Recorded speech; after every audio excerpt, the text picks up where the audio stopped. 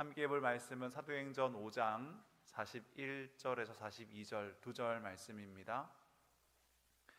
신약 196쪽에 있습니다. 사도행전 5장 41절과 42절 우리 두 절 말씀 함께 봉독하겠습니다. 네, 함께 하나님 말씀 봉독합니다. 사도들은 그 이름을 위하여 능욕받는 일에 합당한 자로 여기심을 기뻐하면서 공회 앞을 떠나니라. 그들이 날마다 성전에 있든지 집에 있든지 예수는 그리스도라고 가르치기와 전도하기를 그치지 아니하니라. 아멘. 네, 우리 옆에 계신 분들과 한번 이렇게 인사하겠습니다. 사랑합니다. 축복합니다. 인사하겠습니다. 네, 오늘도 이 예배 가운데 하나님께서 우리에게 말씀하시는 뜻과 또 은혜를 함께 누리는 귀한 시간 되기를 간절히 소망합니다. 요즘 새벽 예배 때 저희는 사도행전을 읽고 있습니다. 읽으면서 참 많은 위로와 또 도전을 받는 시간입니다. 성령께서 교회를 어떻게 세워가시고 또 어떻게 교회를 지키시고 성령께서 어떻게 교회를 통하여서 하나님의 일들을 이루어 가시는지를 사도행전 말씀을 통해서 함께 읽을 때 교회가 힘써 해야 할 것이 무엇인지를 알게 하시고 또 교회가 건강하게 세워질 때 어떤 모습을 갖게 되는지 성령께서 교회를 어떻게 붙드시고 지키시며 함께 하는지를 보면서 하나님이 교회를 참 많이 사랑하신다라는 생각이 듭니다. 또 우리 교회 또한 성령께서 다스리시고 성령으로 충만한 교회가 되어서 하나님의 일들을 잘 감당할 수 있는 그런 교회가 되었으면 좋겠다라는 그런 마음을 품으면서 새벽마다 사도행전을 읽고 있습니다. 오늘 말씀을 통해서도 우리가 하나님께서 기뻐하시는 성도, 하나님께서 기뻐하시는 교회가 우리 모두가 되어지기를 원하는 마음을 함께 품는 시간 될 수 있기를 간절히 소망합니다. 오늘 본문의 배경을 잠시 살펴보면 사도행전 3장에서부터 시작되는 이야기입니다. 사도행전 2장에서 성령이 임하시고 성령을 통하여서 교회 공동체가 세워지는데 이 교회 공동체가 시작되자마자 사탄은 이 교회를 무너뜨리기 위하여서 핍박을 시작합니다. 3장에서 베드로와 요한이 성전 미문에 앉아있던 안진뱅이를 낫게 한 사건 때문에 4장에서 베드로와 요한이 공회에 끌려가게 됩니다.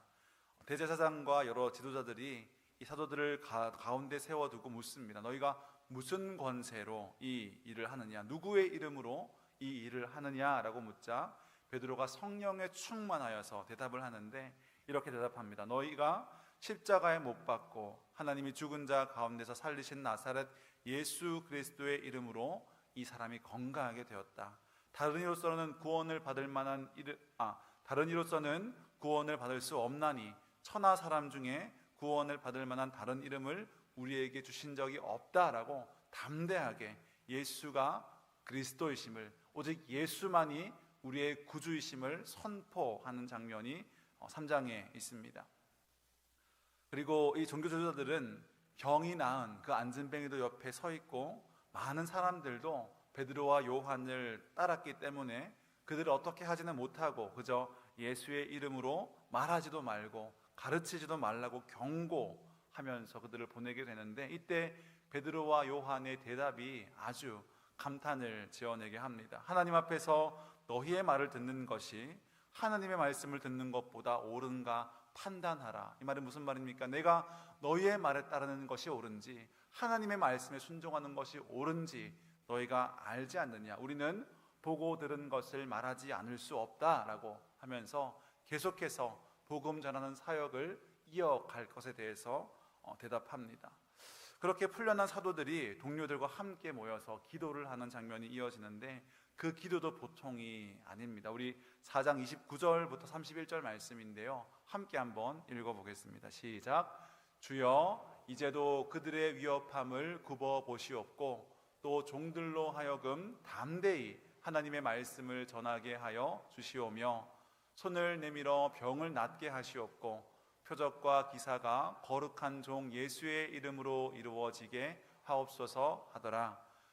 일기를 다함에 모인 곳이 진동하더니 무리가 다 성령이 충만하여 담대히 하나님의 말씀을 전하니라. 아멘. 이 사도들은 예수의 이름으로 병을 고치고 예수가 그리스도이심을 전파하다가 이 산헤드린 공회, 당시의 최고의 권력 기관이었던 이 산헤드린 공회에 잡혀가서 감옥에 갇히고 또 신문을 받고 다시는 예수의 이름으로 가르치지 말라고 경고하지만 그것에 대해서 두려워하거나 이 모든 어려움과 핍박이 없어지도록 해달라고 기도하는 것이 아니었습니다. 그 대신 종들로 하여금 하나님의 말씀을 담대하게 전할 수 있도록 해주십시오라고 그렇게 기도하고 있는 것입니다. 그리고 기도가 끝나자 모인 곳이 진동하더니 무리가 다 성령에 충만하여 담대히 하나님의 말씀을 전하니라 라고 말씀합니다.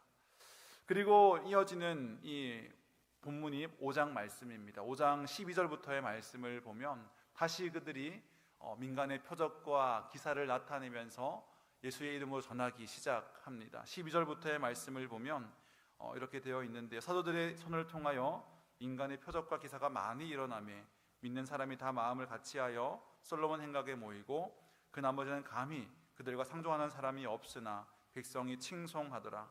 믿고 주께로 나오는 자가 더 많으니 남녀의 큰 무리더라. 심지어 병든 사람을 메고 거리에 나가 침대와 요 위에 누이고 베드로가 지날 때에 혹 그의 그림자라도 누구에게 덮일까 바라고 예루살렘 부근의 수많은 사람들도 모여 병든 사람과 더러운 귀신에게 괴로움 받는 사람을 데리고 와서 다 나음을 얻으니라 라고 말씀합니다. 그들은 굴하지 않고 다시 예수의 이름으로 표적과 기사를 일으키고 예수의 이름을 전하기 시작했습니다. 이때 대제사장과 사두개인들의 심기를 불편하게 만든 것입니다. 그래서 17절 말씀을 보면 그들이 다 마음에 시기가 가득했다라고 말합니다. 사도들이 여러 사람들을 모아서 그들에게 예수의 이름을 전하고 병을 고치고 귀신을 쫓아내자 그 종교 지도자들의 마음에는 시기가 가득해서 그들을 다시 잡아들입니다. 그리고 옥에 가두는데 다시 밤에 주의 사자가 나타나서 옥문을 열어주면서 성전에 가서 말씀을 전하라고 명령합니다. 그래서 밤에 다시 성전에서 말씀을 전하고 있는데 그 동시에 공회의 원로들이 감옥에 갇힌 자를 불러오라고 명령하니까 가봤는데 사람이 아무도 없는 겁니다. 그래서 어찌된 일인가 해서 찾아보니 감옥은 여전히 닫혀있고 갇혀던 사람들은 풀려나서 성전에서 말씀을 전하고 있었습니다. 그래서 그들을 다시 잡아와서 공회 앞에 세워놓고 말합니다. 우리가 그 이름으로 다시는 사람들을 가르치지 말라고 경고하지 않았느냐라고 윽박 지르니까 베드로와 사도들이 사람보다 하나님께 순종하는 것이 마땅하다라고 대답합니다. 그리고 오늘 본문 바로 앞에 있는 40절 말씀을 보니까 그들이 사도들을 불러들여 채찍질하며 예수의 이름으로 말하는 것을 금하고 놓았다. 여기까지가 오늘 말씀의 배경입니다. 처음에는 그들이 말로 경고했지만 이제는 채찍으로 그들을 때린 후에 다시 한번 예수의 이름으로 아무것도 행하지 말라고 하면서 경고하는 것입니다. 사장에서 경고를 받은 사람들이 어떻게 기도했냐면 종들로 담대하게 말씀을 전하도록 우리를 붙들어 주십시오라고 기도했습니다. 그리고 5장에서는 어떻게 반응하냐 하면 41절 말씀인데요. 우리 함께 한 번 더 읽어보겠습니다. 41절 말씀입니다.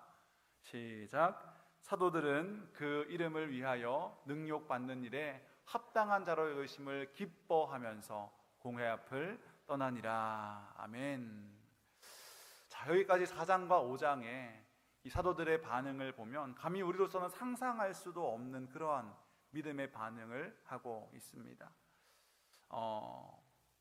그들은 이 모든 어려움들이, 이 모든 핍박과 박해들이 없어지도록 기도한 것이 아니라 주님, 우리가 더욱더 담대하게 주의 말씀을 전할 수 있도록 우리에게 담대한 믿음과 힘과 지혜와 용기를 허락하여 달라고 기도했고, 또 그들이 채찍질을 당하자 하나님 앞에서 그 이름 때문에 능욕받기에 합당한 자를 여기심을 기뻐했다라고 고백하고 있는 것입니다. 제가 이 본문들을 묵상하면서 의문이 들었던 한 가지가 있는데, 그것은 바로 왜 이 사도들은 저항하지 않았을까 하는 점입니다. 예수의 이름으로 사람들을 가르치고 전도하며 병을 고치고 귀신을 쫓는 일이 불법적인 일이 아님에도 불구하고 대제사장들과 산헤드린 공회와 사두개인들은 그들의 두려움과 시기심 때문에 그들을 잡아들입니다. 감옥에 가두기도 하고 채찍질을 가하기도 합니다. 이 채찍질은 바울도 말했던 40의 하나 감한 매인데 40대를 때리면 죽을까봐 하나를 뺀 39대의 매를 채찍으로 등에 살갗이 다 뜯겨나갈 정도로 때리던 그러한 형벌을 의미합니다. 그렇게 지독한 매질을 당하면서도 여기에 대해서 사도들은 아무런 보복이나 대처나 조치를 취하지 않습니다. 그냥 잡으러 오면 잡혀가고, 감옥에 가두면 갇히고, 때리면 맞고, 풀어주면 나오는 그러한 반응을 하고 있는 것입니다. 단 한 가지, 예수의 이름으로 가르치거나 전도하지 말라는 그 명령만은 어떠한 일이 있어도 따르지 않고 오직 주님의 말씀인 그 전도의 명령만을 지키면서 모든 것들을 그들에게 다 맡겨놓은 것처럼 그렇게 반응하고 있습니다. 저는 여기서 그리스도인의 태도를 보게 되었습니다. 우리가 믿는 예수님께서 도살장에 끌려가는 어린 양처럼 이리저리 끌려다니시면서 조롱과 모욕과 채찍질과 핍박을 받으시면서 그렇게 십자가를 향해 나아가신 것처럼 그 길을 따랐던 사도들 역시 복음을 전하라는 주님의 명령에 순종하는 것 외에는 결코 자신을 주장하지 않고 어린 양처럼 자기의 모든 것들을 다 맡기는 그러한 삶을 살았다라고 하는 것입니다. 이것이 바로 위탁입니다. 주님께 의탁하는 삶입니다. 성경은 베드로전서 5장 7절은 그래서 이렇게 말합니다. 너희 염려를 다 주께 맡기라. 이는 그가 너희를 돌보심이라.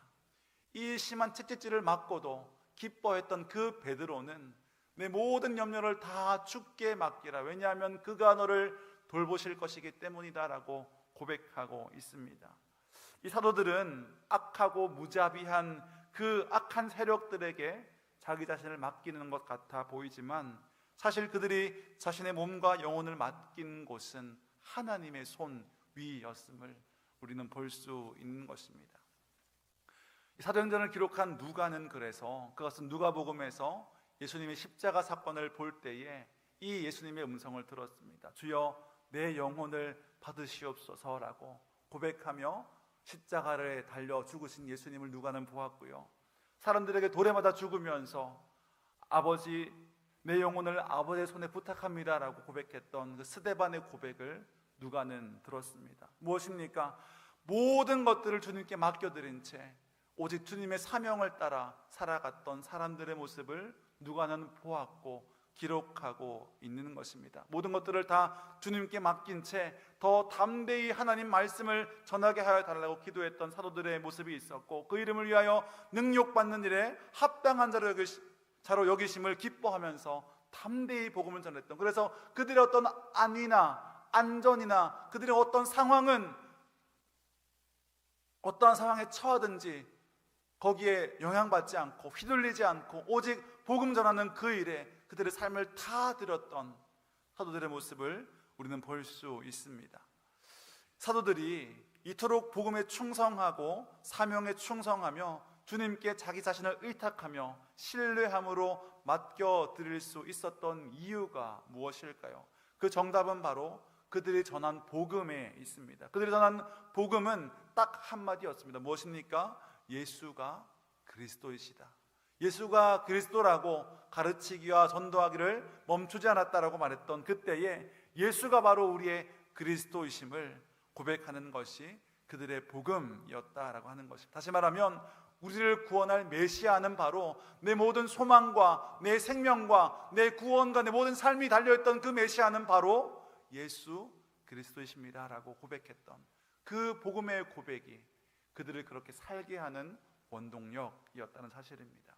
그래서 내 구원자, 나의 메시아, 나의 그리스도는 바로 예수님입니다라고 고백하는 사람은 이렇게 말하는 것과 같습니다. 내 소망은 오직 예수님 뿐입니다라고 고백하는 것이에요.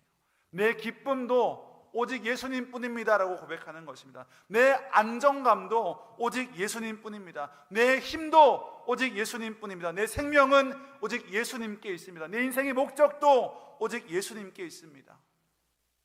내가 이 땅에서 모든 것들을 다 잃는다 해도 소망을 잃지 않는 것은 예수님이 계시기 때문입니다. 사업이 망하고 사람들이 떠나고 몸이 아프고 가족으로부터 상처를 받고 사기를 당하고 억울하게 모함을 받아도 여전히 기뻐할 수 있는 것은 예수님이 계시기 때문입니다. 이게 바로 예수가 그리스도다라는 고백에 담긴 의미입니다. 선한 마음으로 한 일이 오해를 받고 열심히 섬겼지만 사람들이 알아주지 않고 완벽하게 준비한 일을 다 망쳐버린다 해도 무너지지 않는 이유는 예수가 나에게 계시기 때문입니다 라고 고백하는 것이 바로 예수는 내 구주이십니다, 예수가 바로 나의 메시아이십니다 라고 고백하는 사람의 고백인 것이죠. 그래서 그들은 억울하게 잡혀가고 구금을 당하고 매를 맞아도 오직 더 담대하게 복음을 전하게 해달라고 기도했습니다. 그리고 그 이름을 위하여 능력받는 일에 합당한 자로 계심을 기뻐하며 떠났다라고 하는 것입니다. 이것이 바로 그리스도인의 삶인 것이죠. 왜 그리스도인입니까? 그리스도가 나의 생명 되시고 그리스도가 나의 소망 되시고 그리스도만이 나의 구원자가 되신다는 그 사실을 믿으며 그 믿음대로 살아가는 사람이 바로 그리스도인이기 때문입니다.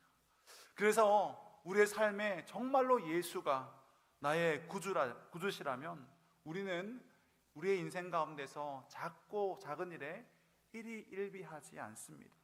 손해볼까봐 조마조마하지 않습니다. 일이 좀 안 될까봐 불안하지도 않습니다. 억울한 일을 당해도 넘길 수 있습니다. 큰 병이 찾아와도 두렵지 않습니다. 왜 그렇습니까? 예수가 우리의 구주이시기 때문입니다. 이것은 어떤 능력의 문제가 아닙니다. 믿음이 크고 작고의 문제도 아닙니다. 예수가 정말로 그리스도인지, 내 소망이 정말로 예수님께 있는지, 내 생명이, 내 힘과 내 안정감이 정말로 예수님께 있는지 그 질문에, 단지 그 질문에 네라고 대답하고 있는가, 그것이 문제라는 것입니다. 그리고 이 대답은 대단한 믿음을 가져서 하는 것이 아니라 우리가 정말로 예수가 내 구주이심을 믿는가에 대한 문제인 것이죠. 우리 모두가 다 예수가 그리스도이심을 우리 마음으로 믿고 우리의 모든 삶으로 고백할 수 있는 은혜가 저와 여러분 가운데 있게 되기를 간절히 소망합니다. 그래서 우리가 어떠한 상황 가운데 있다 할지라도, 우리가 복음으로 살아가는 그 일 가운데서 어떤 어려움을 겪는다 할지라도 예수가 나의 구주이시기 때문에 흔들리지 아니하고 무너지지 아니하고 의연히 그 길을 걸어갈 수 있는 여러분 될 수 있기를 간절히 소망하는 것입니다. 그래서 하나님께 우리의 모든 인생을 기꺼이 넉넉히 의탁할 수 있는 은혜가 있게 되기를 간절히 소망합니다. 신뢰함으로 내 모든 것들을 맡겨드릴 수 있는 은혜가 있기를 바라는 것입니다. 그리고 그때 오늘 사도들은 우리가 상상할 수 없는 기쁨이 있다라고 하는 것입니다. 그들이 기뻐하면서 내가 그 이름 때문에 능욕받는 일을 능력받기에 합당한 자로 여겨주심을 기뻐하며, 이 기쁨은 그 어떤 사람도 고백할 수 없는 기쁨입니다. 오직 예수가 나의 구주이심을 믿는 사람만이 얻을 수 있는 기쁨이죠. 사도들은 채찍질 당하고 모욕당한 것이 기쁘다라고 말합니다. 그런데 우리는 어떻습니까? 수치를 당하지 않는 것이, 어려움 당하지 않는 것이 우리의 기도 제목이지만 그들은 더 담대히 복음을 전하게 해달라고 기도하고 복음 전하다가 능력 받는 것이 우리의 기쁨이라고 고백하는 그러한 사도들이었습니다. 이것이 바로 그리스도인의 정체성이기 때문입니다. 이 기쁨이라는 말은 그저 우아한 어떤 믿음의 표현이 아닙니다. 정말로 그들은 기뻐했습니다. 피투성이가 되고 그 모든 수치와 능욕을 당했지만 기쁘다라고 하는 것입니다. 그리고 그 기쁨은 어떠한 삶으로 이어지는데요, 바로 42절 말씀입니다. 함께 한번 읽어볼까요? 42절 말씀 함께 읽겠습니다. 시작. 그들이 날마다 성전에 있든지 집에 있든지 예수는 그리스도라고 가르치기와 전도하기를 그치지 아니하니라. 아멘. 그들은 어떻게 살아가고 있습니까? 날마다, 매일매일 날마다 그들이 성전에 있든지 집에 있든지 집집마다 다니면서 예수가 그리스도이심을 가르치고 전도했다라고 말씀합니다. 여기서 중요한 것은 날마다라는 말입니다. 여러분들 혹시 매일매일 날마다 하는 일들이 있으십니까? 사도들은 예수님께서 나를 쓰신다는 그 사실이 너무 기뻐서 그 기쁨 때문에 날마다 복음을 전했습니다. 날마다 어디에 가든지 예수가 그리스도이심을, 예수가 나의 소망이심을, 예수가 나의 기쁨이시고 내가 노래할 이유가 되시고 내 삶의 목적이 되심을 삶을 통해서, 말을 통해서 전하며 살아갔습니다. 우리는 날마다 무엇을 하고 있습니까? 날마다 하는 그 일이 바로 우리의 영성을 의미합니다.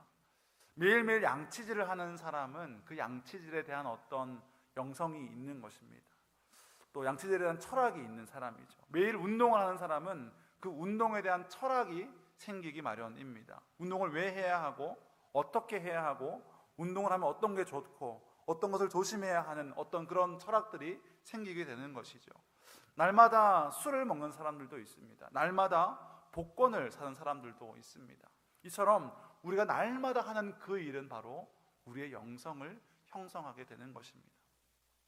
그렇다면 그리스도인의 정체성은 무엇입니까?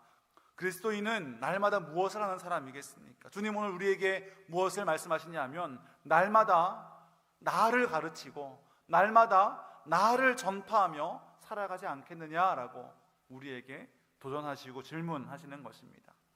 그리스도인은 날마다 무엇을 하는 사람이겠습니까? 날마다 교회에 오는 사람이 그리스도인일까요?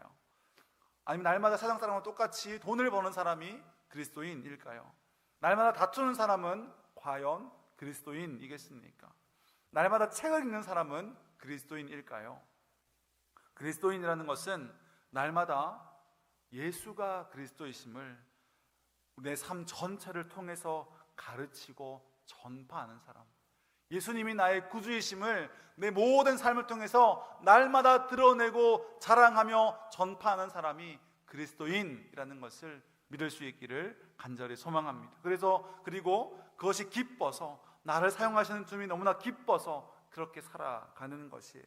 우리가 복음 전하는 일에 관심이 없는 이유는 무엇일까요? 예수님이 기쁘지 않기 때문입니다. 예수를 전하는 그 일이야말로 우리가 날마다 해야 하는 소명이라는 것을 잊어버리고 그것이 우리 삶에 중요하지 않기 때문입니다. 하지만 그리스도인은 날마다 오직 예수가 그리스도라는 사실을 내 모든 삶을 통해서 증거하고 증명하고 드러내는 사람이라는 것을 여러분 꼭 기억할 수 있기를 간절히 소망합니다. 그렇다면 교회가 하는 일도 정리가 되는 것이죠. 교회는 날마다 무엇을 합니까? 교회가 날마다 해야 하는 일은 단 한 가지인데 바로 하나님의 나라를 세우는 일입니다. 하나님의 나라를 세워가는 일이 바로 교회가 날마다 해야 하는 일입니다.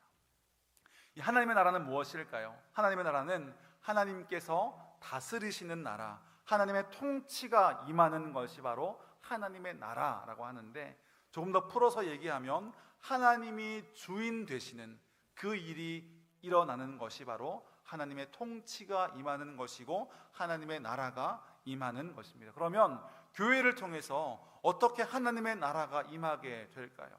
먼저는 우리 한 사람 한 사람 나 자신이 하나님의 나라가 되는 것입니다. 무슨 말이냐면 내가 내 삶의 주인이 아니라 하나님이 내 삶의 주인이심을 고백하는 그 자리로 나아가는 것이 내 삶에, 내 영혼에 하나님의 나라가, 하나님의 통치가, 하나님의 다스림이 임하는 것이라고 하는 것이죠. 그래서 우리는 예배를 통해서, 기도를 통해서, 말씀을 통해서, 양육과 훈련을 통해서 은혜를 받는다고 말하는데, 이 은혜 받는다는 말은 우리의 마음이 뜨거워지고 눈물이 나고 감동을 받는다는 여러 가지 모습으로 나타날 수 있지만, 은혜 받은 사람의 반응은 한 가지입니다. 그것이 무엇이냐면 하나님이 내 삶의 주인 되는 인생으로 나아가게 된다고 하는 것이에요. 내가 하나님 나라가 되어가는 그 일에 헌신하는 것이 은혜 받은 사람이 나타내는 반응입니다. 이것이 교회를 통해 개인이 하나님의 나라가 되어가는 일입니다.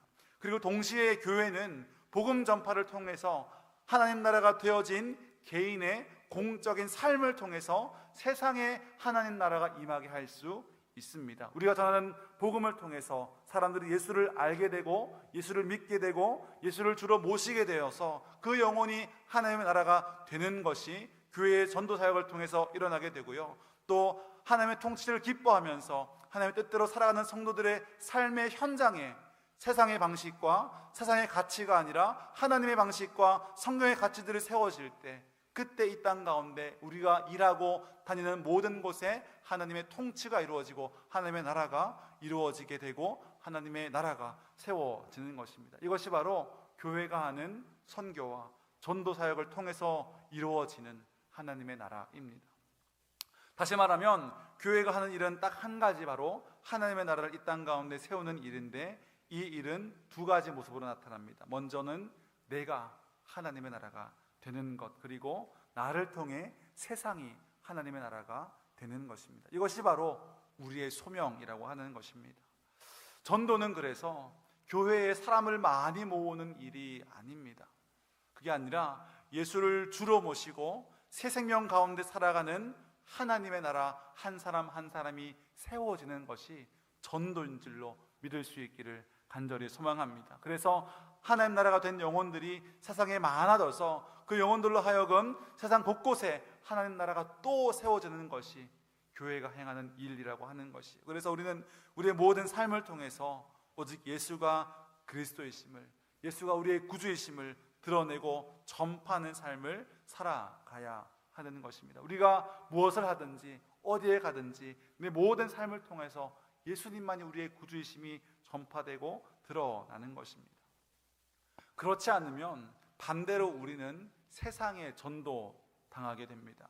내 인생의 주인이 오직 예수 그리스도라는 것을, 내 기쁨과 내 소망이 오직 예수님이심을 가르치고 드러내지 않으면 역으로 세상이 우리에게 너의 인생의 주인은 너야, 네가 추구해야 할 것은 세상의 자랑과 이생의 정욕과 육신의 정욕과 안목의 정욕들이야 라고 우리에게 계속해서 반대의 메시지를 던지게 되는 것입니다. 그래서 우리가 애써 전도하지 않으면, 애써 예수님이 우리의 구주이심을 선포하며 살지 않으면 세상의 메시지에 우리가 전도되고 마는 것입니다.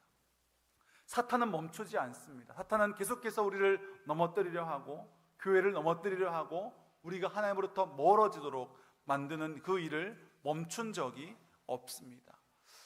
그래서 오늘 이 말씀 이후로 로마의 많은 황제들은 예수를 믿는 사람들을 박해했습니다. 그들을 죽이기도 하고 그들을 핍박하기도 하고 그들에게 누명을 씌워서 멸절시키기도 하면서 사탄은 그런 물리적인 핍박과 박해를 통해서 교회를 무너뜨리려고 했습니다. 지금도 많은 공산권 국가들이나 힌두교를 믿는 나라들 혹은 이슬람을 믿는 나라들에서 기독교를 박해하는 일들이 여전히 일어나고 있습니다. 또 그런 나라가 아니다 하더라도 사탄은 교묘하게 교회를 미워하고 종교를 부정하는 것이 더 세련된 삶처럼 보이기도 합니다. 교회를 다니더라도 적당히 하는 것이 좋다고 말하면서 때로는 교회가 혐오와 편견이 가득한 곳이라고 믿게 만들기도 합니다. 예수가 오직 유일한 구주이시라는 것은 그 믿음이 편협하고 이기적인 생각이라고도 말합니다. 이처럼 사탄은 교회를 무너뜨리려는 시도를 멈추지 않습니다. 그러나 우리 주님께서도 여전히 교회를 붙들고 계시기 때문에 우리 또한 멈추지 않고 복음을 전하며 살아가야 하는 것입니다. 그래서 우리가 날마다 더욱더 은혜 받는 일에 힘쓰는 우리의 삶을 통해서 우리 각 사람이 하나님 나라가 되는 그 일에 우리 모두가 힘써 나아갈 수 있는 저럼 될 수 있기를 간절히 소망합니다. 또 우리가 전도함을 통해서 선교함을 통해서 이 세상 가운데 오직 예수가 그리스도심을 증거하고 나타나는 그 일들이 우리 교회를 통해서 계속해서 일어나게 되기를 간절히 소망합니다. 저는 이 두 가지 일이 우리 교회 안에 날마다 넘쳐나게 되기를 너무너무 바라고 있습니다. 특별히 행문안 축제를 이제 앞두고 있습니다. 왜 행문안 축제일까요? 예수가 우리의 그리스도이시기 때문입니다. 우리가 믿는 그 예수님이 바로 우리의 기쁨이 되시고 우리의 행복이 되기 때문입니다. 그 복음을 나눌 때 이 일들을 통해서 우리가 사는 이 지역 가운데에도 하나님 나라가 임하게 될 줄로 믿습니다. 그래서 우리 모두가 오늘 본문처럼 그 이름으로 인하여 능력받는 일에 합당한 자로 계심을 기뻐하며 날마다 어디에 있든지 예수가 그리스도이심을 가르치고 전도하는 일을 그치지 않는 그러한 모든 성도들 될 수 있기를 간절히 소망합니다.